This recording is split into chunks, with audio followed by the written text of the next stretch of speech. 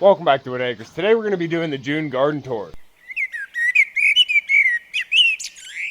We're actually coming into a heat wave right now. We're supposed to have temperatures up over 90 degrees for the next 5 days. So I wanted to get a garden tour in before everything started wilting because we haven't got rain in a while. I'm actually adding water to the pond right now because usually here in the early June we don't get a lot of rain. And I've also been taking water up to the barn because we haven't had enough rain to keep up with how much the animals are drinking too.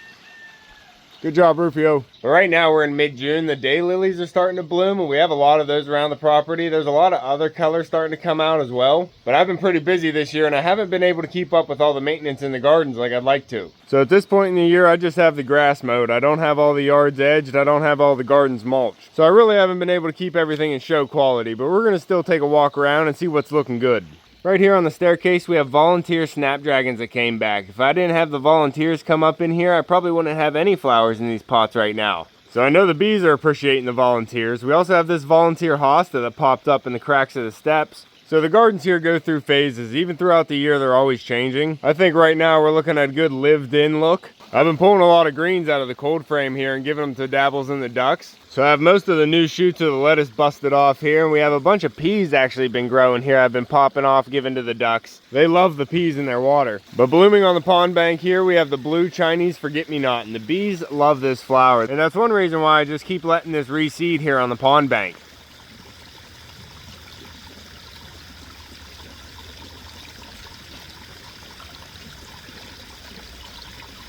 I've also been informed that my mom does not like the look of tall sunflowers here on the pond bank. I like to take any volunteers I can get. All the annuals right now on the pond bank are volunteers. The Chinese forget-me-not here, the sunflower, and the calendula, all volunteers. Oh, we have a sunflower starting to bloom. Gorgeous. I have some roses here that need planted, soaking up some pond water. As we step over the stream, we actually can get closer here. The oxalis is blooming. The purple triangularis oxalis has a nice little light purple bloom on it. And this is a really hardy perennial. This has been rototilled right here on the bank and it just keeps coming back every year. It just spreads a little bit more. And I don't think it's too invasive, but we'll see how it grows out. My lupin was blooming pretty nicely. It's going to seed now. You can see the massive seed pods, kind of like little beans on there. This stalk here is actually starting to dry out. You can see these ones are almost ready to plant. But behind that we have another volunteer. This is bachelor button. This might be actually something I sowed from seed. I did throw some seeds out here. But these are bachelor buttons. They have another nice blue flower. There's not a lot of nice blue flowers in nature, so I'll take them when I can get them. We're coming back down to the waterfall here. We have some more blooms on the sedum. I have some sedum stuffed in the rock crevices here and they're blooming beautifully.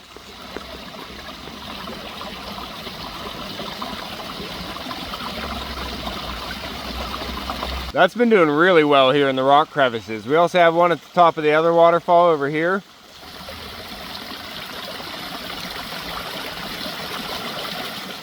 Adding a nice splash of yellow, and we also have the calla lilies popping up. Right above that, we have the calla lilies starting to bloom.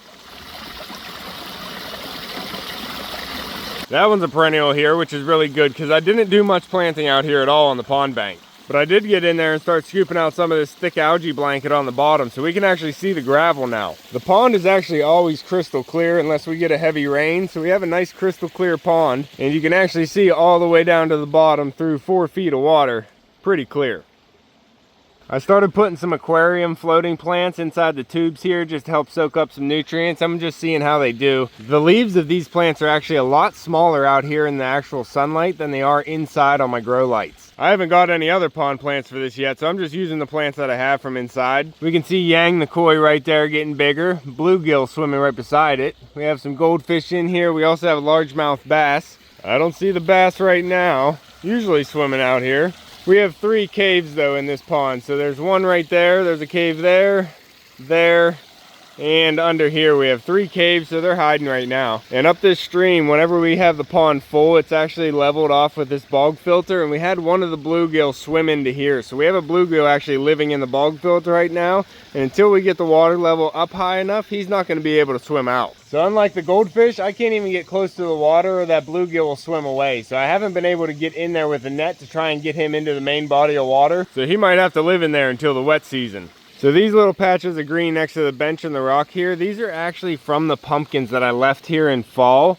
You can see the pumpkins still sitting there with all the seeds. It just sprouted straight out of the decorative pumpkin that I left there. So I mean, they look good right now, but both of these came from just pumpkins rotting in place. It's a nature fun. We also have some sedum in the rocks over here. This is some taller stuff, and it's actually starting to open up right now. And I do want to start splitting that up so I can start getting it in between some other rocks. It's actually already reseeding out here, so eventually it'll take over. But to the left of the waterfall over here, we have the creeping Jenny with a nice yellow drift, but all that greenery behind it is just weeds and fescue. I did get in there and weed it all out. Echo's actually working on weeding right now.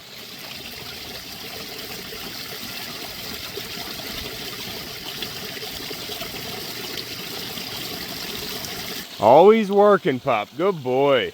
But you can see the gladiola coming in real thick, and the volunteer drift of calendula is coming in really nice. I think that's balls officinalis, or at least that's what I planted there last year. And beside the pineapple, we have the pugster buddleia bush starting to come into bloom. It has a very nice deep purple. And then we have the Asiatic lily starting to bloom as well. A nice yellow going around the whole property.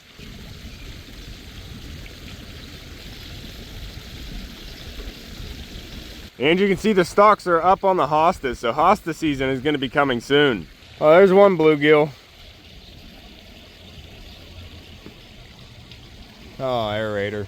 We do have one sad rose blooming here. This is from the Oh So Easy line. I had a few in here last year and they just did not do well. This soil in this box is not very good at all. So one of the next projects is to take all the soil out of this, put some stone in the bottom, get some drainage, and then put some nice compost and soil back in. Because we want this area to be a nice rose bed here next to the patio, but this just doesn't have good soil to grow anything. The rose on this side gets a little bit more sun, so I figure that's why it's doing better, but it could be doing a lot better than it is. Beautiful bloom though. We finally got all the covers off the patio here and opened up for the summer. Got it all pressure washed off yesterday and cleaned up. The gladiolas came up in the side bed here, but I don't see any volunteer vines. I was really hoping to get some volunteers out of there because I usually hang a trellis up here and grow vines straight up this section. So I'm gonna have to try and figure out what I can do for that. I might be able to find some volunteer vines somewhere else on the property. Huh, pup? You enjoying the beach, bud? Keeping an eye on dabbles and the ducks? Good. So here on the ramp bed we have a few blooms. We have the spiderwort blooming. This one's actually mixed in with a hosta, so I'm hoping that hosta in there blooms as well. Behind that, the penstemon did bloom, and this was looking really good for a while. It doesn't have a lot of flowers on it right now, but it was looking really good to the view out to the barn. So it's starting to finish up its bloom just as the daylilies are coming into bloom. So we have a beautiful patch of daylilies right here, and I do have these around in different gardens, so we have a lot of nice orange color coming out right now. A couple small snapdragons down here that I transplanted over from the volunteers in the pots on the steps. And the irises are all finished up. I actually had calla lilies planted in between all these irises just to give another season of color, but these irises took over those calla lilies and they haven't come back after the first year. But I do have a gladiola coming up right here in the center that's going to give some late season color after everything else is done blooming. Unfortunately, I never got my backup giant pumpkin in the ground, so you can see what it looks like whenever it just stays in a pot. And I'll show you an identical seed that I actually planted in the garden. Go on, pup, we're on the move.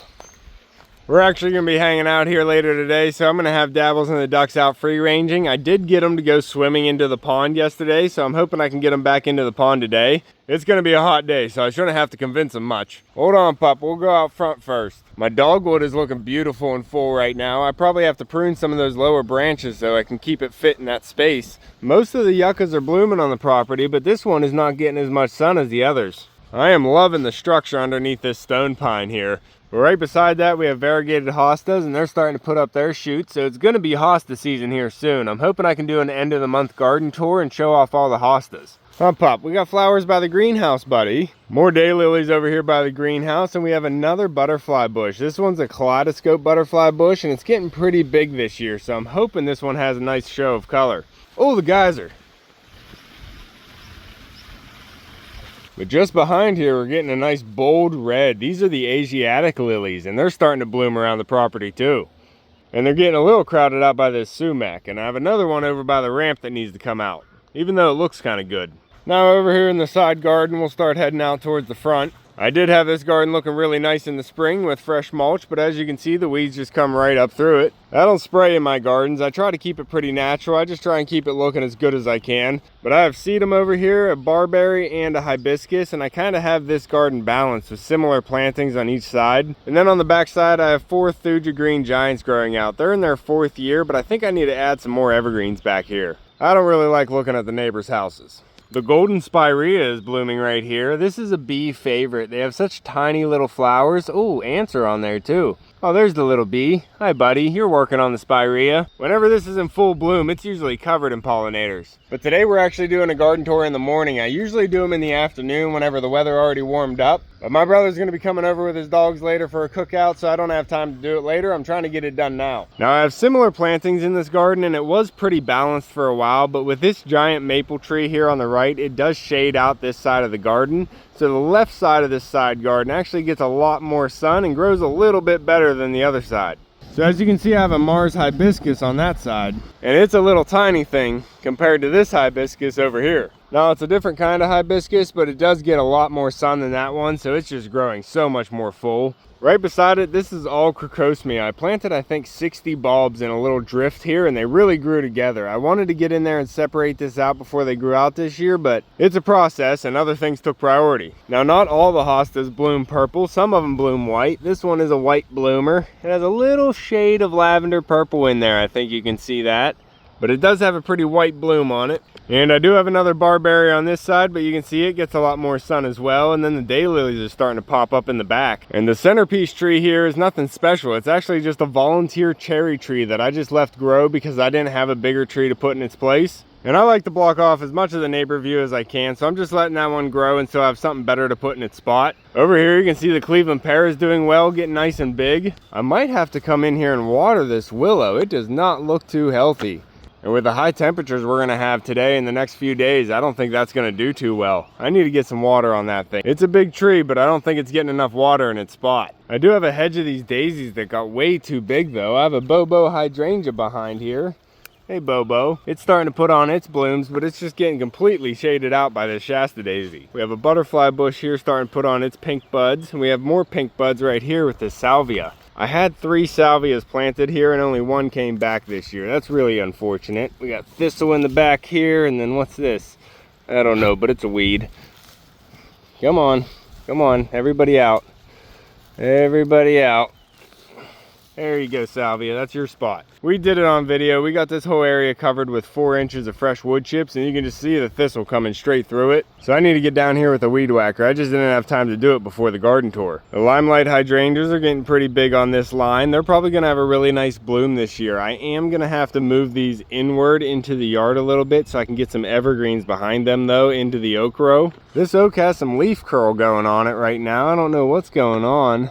It did come like that, so I'm not too surprised. But hopefully it just keeps on growing and it can grow right through it. The Royal Empress tree here in the corner is just getting massive this year. I haven't done too much work out here in the front gardens. I'm just kind of leaving it go until I figure out exactly what I want to do. I can probably get this cage off of my oak leaf hydrangea now. The deer just kept eating it down to a nub, but I think it might be big enough and the deer might have other food sources by this point where it can grow. Ooh, more volunteer oaks.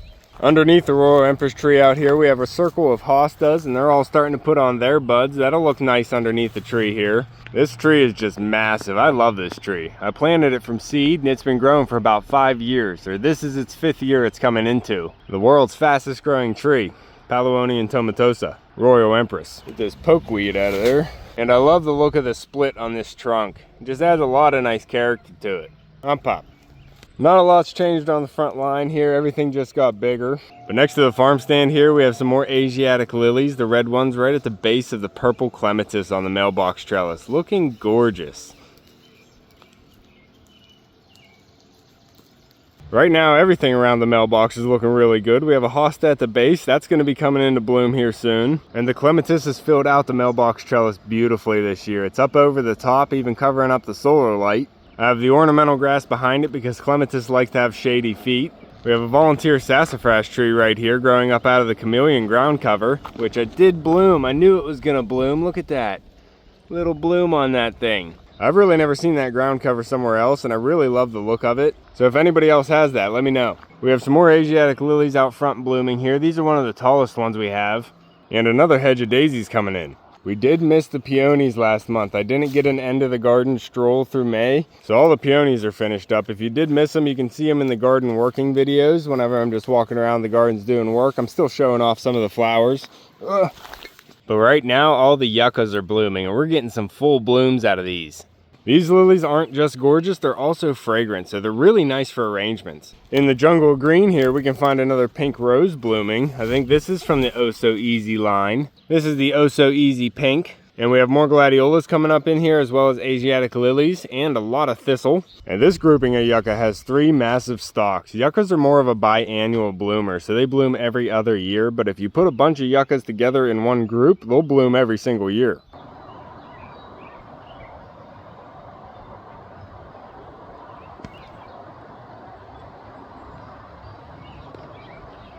You gotta remember, honeybees aren't the only pollinators. Out front here, I did get some fresh marble down. We actually have some volunteer coxcomb coming up in this corner again that I'm leaving go because it looked really good last year. This here is a volunteer sunflower. It didn't volunteer right here. It actually volunteered in my raised bed in my vegetable garden, but I figured I'd plop it out here and it'd be a good spot. And it took, and it's looking good. These ones down here were actually volunteers right in place. I just marbled right around them. Another white daisy here in the corner. This one's actually blooming after some of the other ones because you can see this Rose of Sharon is not letting it get a lot of sun. I actually need to get in here and prune that Rose of Sharon way back. It's too big for the area. But the hostas filled in below it really nicely, and you can see they're starting to put on its stalks even some blooms. We have some bright colors from the leaves and the blooms here, and I need to put some water in the pollinator bath. Like I said, we have not been getting a lot of rain, and we're expecting a lot of heat, so I might even have to come in here and water these hostas. I typically don't water anything in my garden, but hostas do like shade and water, so these hot sunny days are going to be a problem. But hostas love water and shade, and they're not getting a lot of it right now. If you look underneath the leaves here, you can actually see the ground is cracked. But somehow the Empress Wu hosta still got 4 feet by 4 feet. Look at all these blooms on there. Just an impressive specimen. This is the world's largest hosta. It's an Empress Wu. I do want to get one of its variegated sisters though. But I think the front of the house is looking pretty good with all the hostas growing up. Come on, pup. So growing up, my dad would always do the gardening. He would always get everything looking nice for our July 4th family party. So I've kind of been conditioned not to expect things to look really good until about July 4th. In spring, there's so much to do with all the animals on the homestead and in the gardens, getting all the plants started and growing, that making things look good takes a back seat. I almost took you down into the vegetable garden, but we're gonna save that for last. I'm gonna bring you up here to the island garden and take you back to the food forest, circle around to the pergola garden, and then we'll finish up down in the vegetable garden. We have pollinator heaven over here. The blue sea erigium is blooming right now, and this other weed. I don't even know what it is. This pink flower blooming. It's actually just a weed here, but I left it bloom because it was just looking really good. I'm not real picky on the flower, and neither are the pollinators.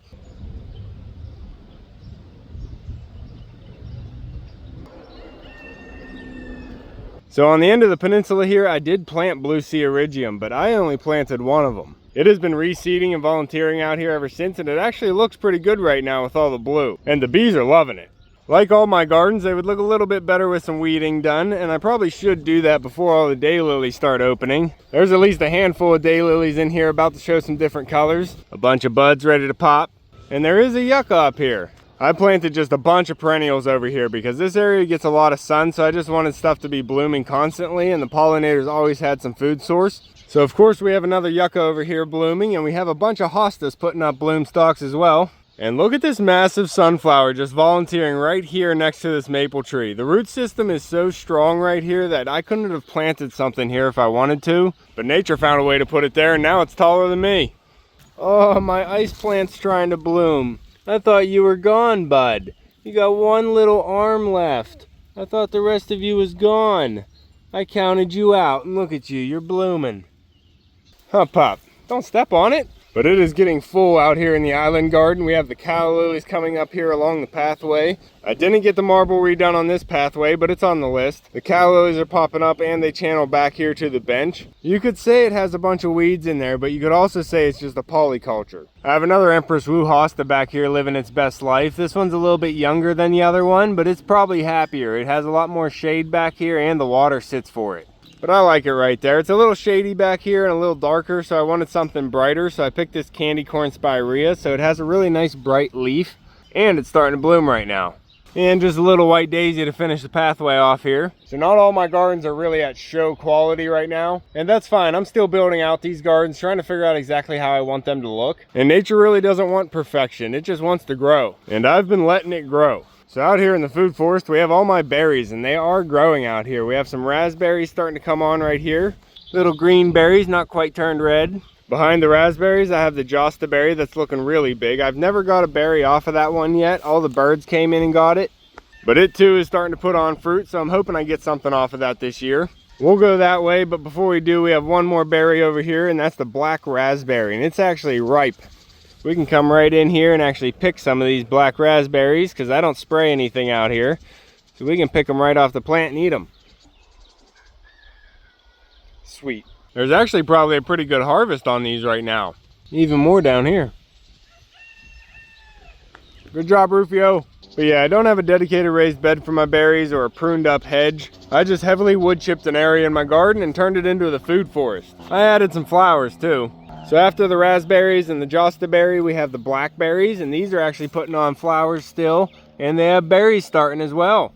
And I like this one because it's a triple crown blackberry, and it's actually thornless. But like the other ones, it's a spreader, so every time one of its vines hits the ground, it wants to set a root and shoot a whole nother plant out. And I do have a long-term vision of the property and all the gardens, but I can't share all the details with you because they're all up in the air and changing constantly. Now, I did not get out here in time. I was only able to get one berry off of this hascat plant. But I was checking it often, and I think my biggest problem... Oh, there's a berry. A rotten one. Didn't quite make it. Little fella. But I didn't get really good pollination this year, and I think that's because it blooms early and there wasn't a lot of other pollinators around. So I think my best bet to get more berries on the indigo hascap is to get more indigo hascap plants. I also have the food forest going as a multi-purpose structure right now. Hey, Pants. How's your babies?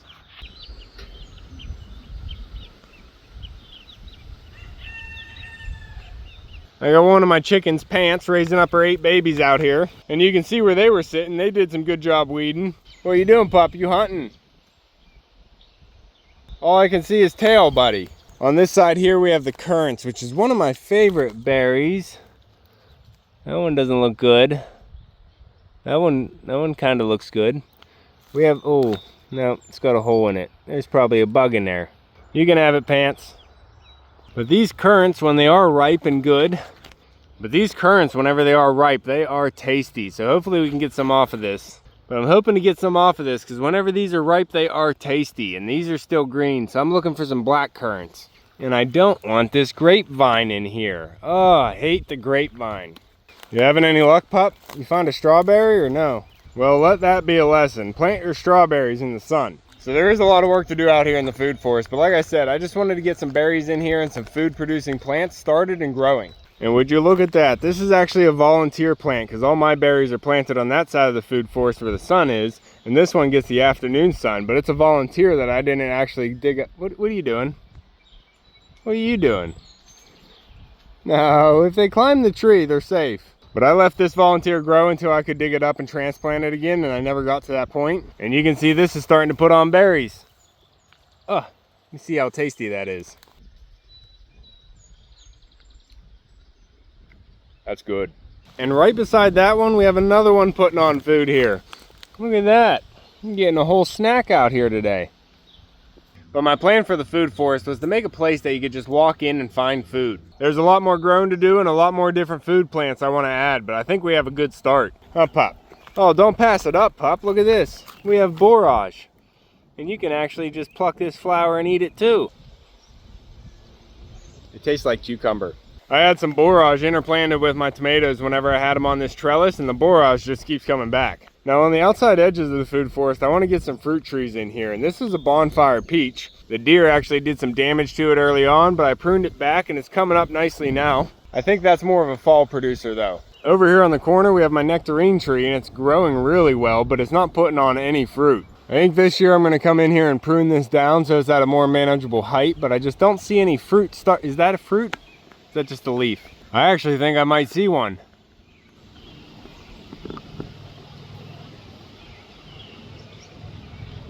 I think I actually have fruit on there. I've never had this grow a nectarine before. That would be awesome. It looks like the bugs are kind of getting to it though. Oh, there's another.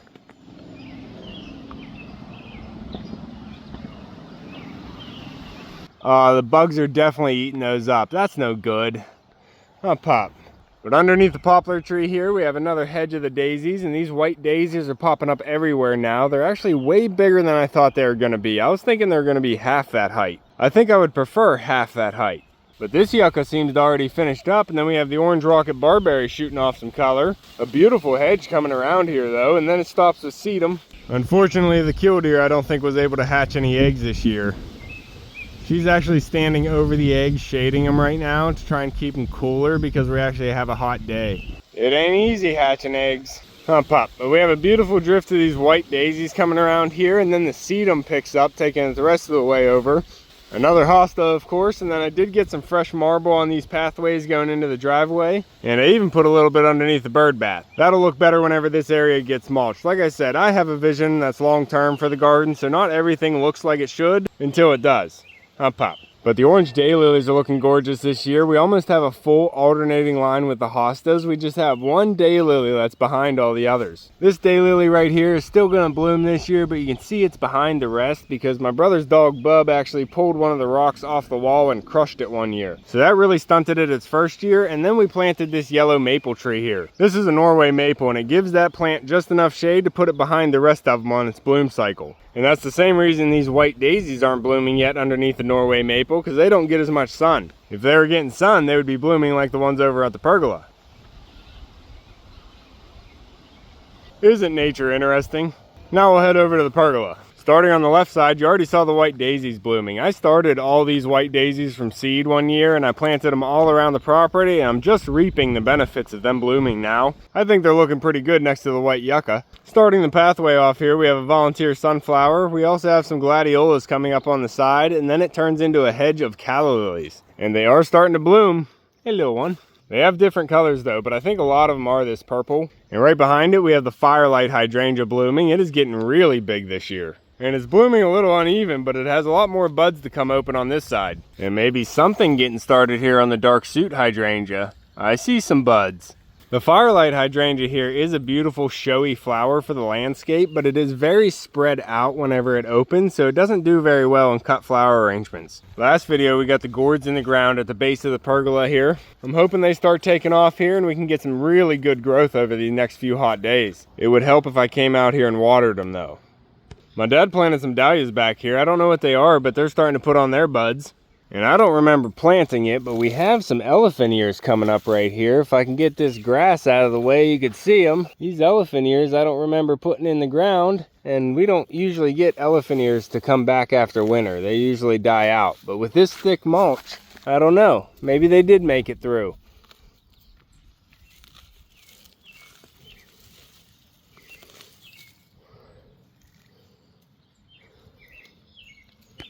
Either way, I'm happy to have it. We have some more volunteer sunflowers back here, but most of the growth is coming from the weeds. I don't like to spray in my garden, so I just come in here. Oh, the chipmunk just ran past the hosta row.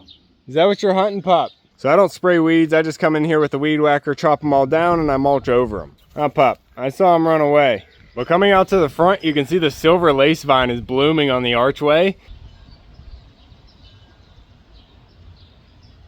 It is really starting to fill out with the flowers now, looking just gorgeous with the sun on it. And I did come through here and mulch the whole pergola garden with a good heavy layer of 3 to 4 inches of fresh wood chips. But it just doesn't stay that way all summer. Everything keeps growing. But there is another elephant ear in here, and I don't think I planted it. I think these things are surviving. We have had some mild winters, and this is heavily mulched. But even for the dahlias here, it's not usually the frost that gets them, it's just the wet soil during winter that makes them rot in the ground. But I'll take it. I love a volunteer. All right, Pop, let's head to the veggie garden.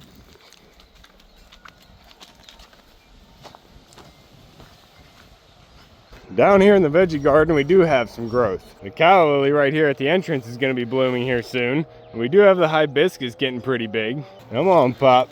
Of course, the hostas over here are starting to put on their stalks, and the cow lilies intermixed with them. And the butterfly bush should be blooming here soon. We do have the greens coming up in this bed, and the onions are still growing in here. I'm gonna need to get in here and water with all these hot days we're gonna have. The peas are growing nicely. They're actually all pretty mature. We also have some spinach and kale right here, but look how dry my raised bed is. Look at that crack. That is deep. I could lose a finger in there. That is deep. I'll have to throw some water on this bed today. I really don't water anything. I was telling the truth. But with these hot days we're having, I probably should get down here and do some watering, especially here in the potato row, because they're growing up pretty nicely. I need to get them watered and hilled in with some fresh hay, and they'll be set for another week of growth. The tango leaf lettuce is starting to bolt here. The birds are going to love this. And down in these two straight beds, we do have some more onions. These ones are doing amazing. Some of these are getting real fat. Look at that baseball right there. And then around the outside of the onions, I have tomatoes growing. They're coming up about a foot tall right now. More volunteer sunflowers up over my head. These ones are going to be pretty big. We actually have one open here on the end. Gorgeous. But unfortunately, these sunflowers are shading out my zucchini, so they're still growing down here, but they could be doing a lot better with some more sun.